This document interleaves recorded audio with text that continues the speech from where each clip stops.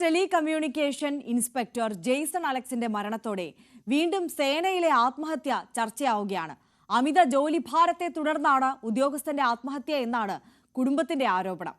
അമിത ജോലിഭാരത്താൽ ജീവനൊടുക്കിയ മറ്റൊരു സംഭവമാവുകയാണ് ജെയ്സന്റെ മരണം. 5.5 വർഷത്തിനിടെ 90 പോലീസുകാരാണ് സേനയിൽ ആത്മഹത്യ ചെയ്തത്. പോലീസ് സേനയിലെ തീരാശാപമാവുകയാണ് അമിത ജോലിഭാരമെന്ന ഭീകരത. കമ്പ്യൂട്ടർവൽക്കരണം നടപ്പായപ്പോൾ പണി കുറയുമെന്ന് സാധാരണ പോലീസുകാർ പ്രതീക്ഷിച്ചു. എന്നാൽ മേലധികാരികൾ ചെയ്യേണ്ട ജോലി കൂടി പോലീസുകാരുടെ തലയിലായി.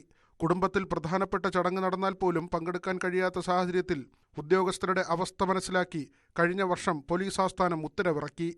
നൽകാൻ കഴിയുന്ന പരമാവധി അവധികൾ ഉദ്യോഗസ്ഥർക്ക് നൽകണമെന്ന്. യോഗയും കൗൺസലിംഗുമൊക്കെ കൊണ്ടുവന്നു. പക്ഷേ ഇതൊന്നുമല്ല അടിസ്ഥാന പ്രശ്നമെന്ന് ദുരിതം പേറുന്ന പോലീസുകാർ പറയുന്നു.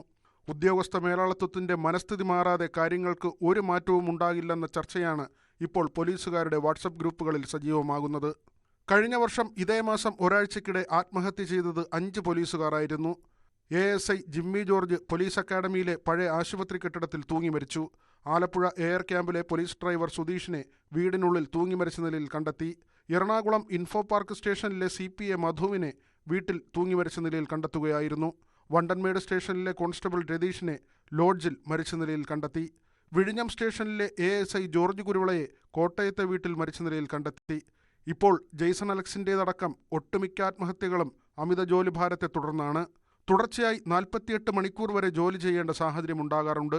കുറ്റാന്വേഷണം, ക്രമസമാധാന പാലനം, VIP ഡ്യൂട്ടി, ജനമൈത്രി, കോടതി ജോലികൾ തുടങ്ങി ദൈനംദിനം ഒട്ടനവധി പ്രവൃത്തികൾ ചെയ്യേണ്ടതുണ്ട്. ആൾക്ഷാമത്തിന് പരിഹാരം കാണുക എന്നതാണ് പ്രധാന വിഷയമായി ഉദ്യോഗസ്ഥർ ചൂണ്ടിക്കാട്ടുന്നത്. VV Vinod, news desk, news 18. 5.5 വർഷത്തിനിടെ 90 പോലീസുകാർ ആത്മഹത്യ ചെയ്യേണ്ടി വന്ന സാഹചര്യം എന്ന് പറയുന്നത് അത് വളരെ ഭീകരമാണ്.